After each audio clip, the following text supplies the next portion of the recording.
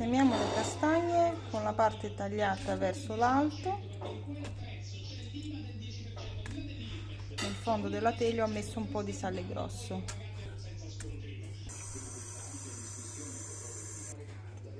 Aggiungiamo al centro una tazza con dell'acqua e copriamo con un foglio di alluminio. In questo modo si creerà del vapore e cuoceranno molto più in fretta, rimarranno belle morbide.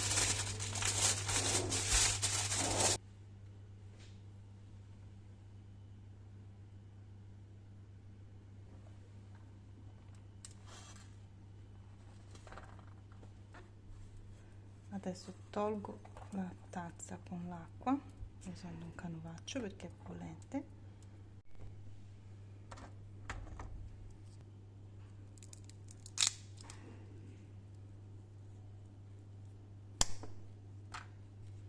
Le castagne cotte in questo modo risultano morbidissime, ragazzi, super tenere, sono anche facili da sbucciare, vedete?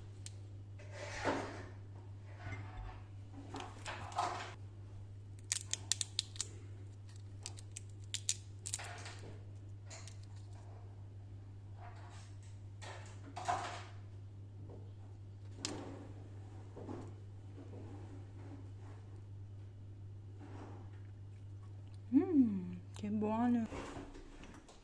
Mi piace gustarli con un po' di sale. Questo è un sale aromatizzato fatto in casa con rosmarino tritato e finocchietto.